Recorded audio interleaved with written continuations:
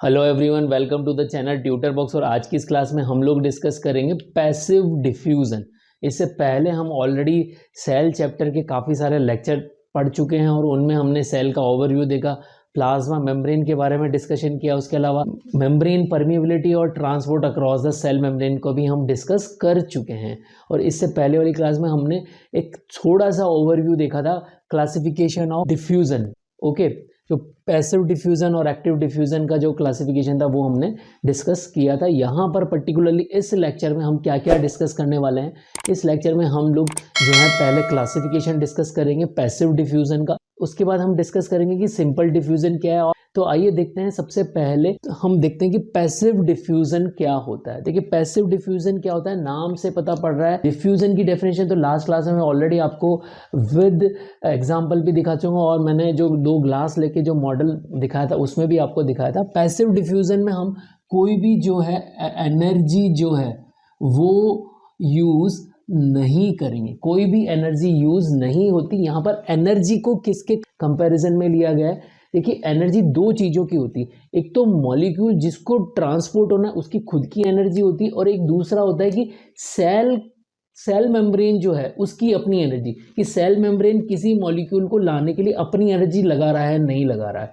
तो देखिए, जो पैसिव और एक्टिव जो टर्म है वो सेल मेम्ब्रेन अगर अपनी एनर्जी लगा रहा है तो उसके सापेक्ष कही गई है। क्लियर? तो पैसिव में क्या होता है, जो सेल मेम्ब्रेन है वो अपनी एनर्जी नहीं लगाती है, और जो एक्टिव प्रोसेस होता है उसमें सेल मेम्ब्रेन अपनी एनर्जी लगाती है। हालांकि जो भी मॉलिक्यूल अक्रॉस द मेम्ब्रेन, जैसे ये मेम्ब्रेन है, ये वाली मेम्ब्रेन है, इस मेम्ब्रेन से इस साइड से ECF से ICF की तरह अगर मॉलिक्यूल को आना है तो उसमें अगर वो एनर्जी, उस मॉलिक्यूल की खुद की एनर्जी लग रही है तो वो तो सब जगह अपनी एनर्जी तो लगेगी, और वो एनर्जी कौन सी होगी? काइनेटिक एनर्जी होगी मॉलिक्यूल की। तो मॉलिक्यूल की तो जो एनर्जी होती है वो कौन सी एनर्जी होती है? Kinetic energy. Okay, clear? But यहाँ पर पैसिव में आपको एनर्जी में इस तरह से कंफ्यूजन नहीं होना है। केवल जो सेल मेम्ब्रेन है वो अगर अपनी एनर्जी यूज कर रही है तो हम उसे एक्टिव बोलेंगे, और सेल मेम्ब्रेन अपनी एनर्जी यूज नहीं कर रही है तो उसे हम पैसिव बोलेंगे। Clear everyone? यहाँ आपको क्लियर होना चाहिए, क्योंकि बुक्स में ऐसा भी लिखा हुआ है कि जो मॉलिक्यूल है वो अपनी एनर्जी यूज करता है। तो उससे आपको, उस वर्ड से आपको कंफ्यूज नहीं होना है कि सर पैसिव में भी एनर्जी का यूज हो रहा है। तो एनर्जी का यूज मॉलिक्यूल कर रहा है तब तो कोई दिक्कत नहीं, अगर सेल कर रही है तो उसे हम एक्टिव प्रोसेस बोलेंगे। क्लियर? और एक्टिव डिफ्यूजन बोलेंगे। क्लियर? अब देखिए, यहाँ पर हम फर्स्ट में जो है इसका क्लासीफाई करते हैं कि पैसिव डिफ्यूजन के कौन कौन से टाइप है। तो अगर हम इसको क्लासीफाई करेंगे तो the first one is simple diffusion, second one is facilitated diffusion, and third one is osmosis. Further facilitated diffusion को हम क्लासीफाई करेंगे तो first one is channel mediated and second one is carrier mediated. Okay, तो अब यहाँ पर समझिए सबसे पहले कि सिंपल डिफ्यूजन क्या होता है। देखिए, सिंपल डिफ्यूजन, इसको हमने टर्म नाम ही कह दिया सिंपल डिफ्यूजन, मतलब जो बहुत ही सरल है और उसमें कुछ ऐसे बहुत बड़े तामझाम नहीं है, तो उसको हमने क्या बोल दिया? Simple diffusion. तो सिंपल डिफ्यूजन में होता क्या है बेसिकली, क्योंकि ये पार्ट ऑफ पैसिव डिफ्यूजन है, इसका मतलब ये पैसिव प्रोसेस के थ्रू होगा। पैसिव प्रोसेस का मतलब क्या होगा कि जहां पर हम एनर्जी को यूज नहीं कर रहे हैं, एनर्जी जो है यूज नहीं हो रही है। ओके, मॉलिक्यूल की अपनी काइनेटिक एनर्जी तो यूज होगी, बट सेल मेम्ब्रेन की अपनी एनर्जी यूज नहीं होगी। तो first it is what? A passive process. Okay, then what we are calling it, यहां पर जो भी मॉलिक्यूल है, जो सब्सटेंस जो मूव कर रहे हैं, they are moving freely from plasma membrane. Plasma membrane से वो मूव करेंगे through the, they are moving through plasma membrane without the help of trans membrane protein. Clear? यही चीज मैं आपको यहाँ पर लिख के बताता हूँ।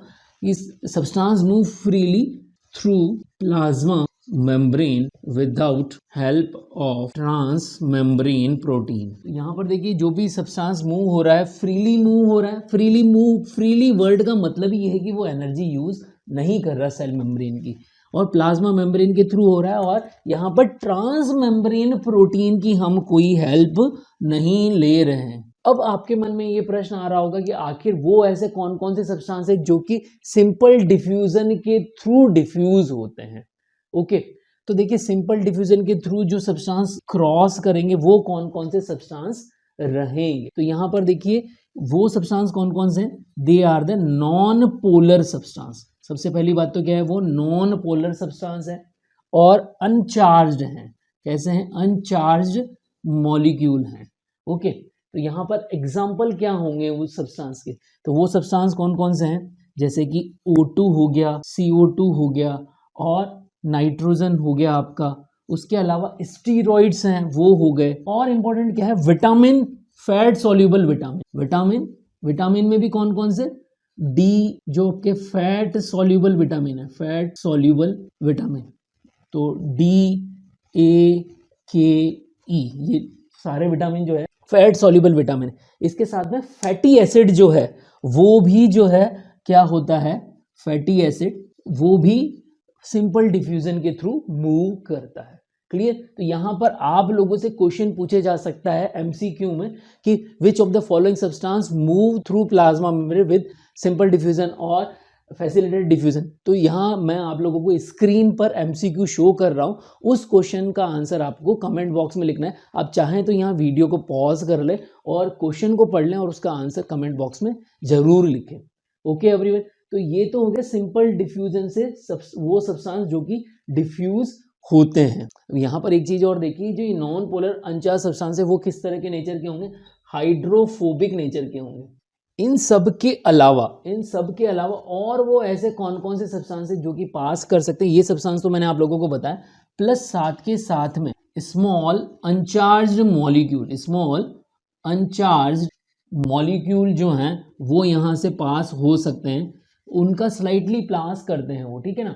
तो वो जैसे कि हो गया आपका H2O हो गया, यूरिया हो गया, ओके, और उसके अलावा स्मॉल अल्कोहल जो होते हैं वो भी जो हैं सिंपल डिफ्यूजन के थ्रू ही क्रॉस करते हैं। Clear everyone. तो आई होप यहाँ पर आपको सिंपल डिफ्यूजन समझ में आ गया होगा। अगर आप लोगों को ये लेक्चर समझ में आया, ये पैसिव डिफ्यूजन समझ में आया, तो इस लेक्चर को ज़्यादा से ज़्यादा बच्चों तक शेयर करें।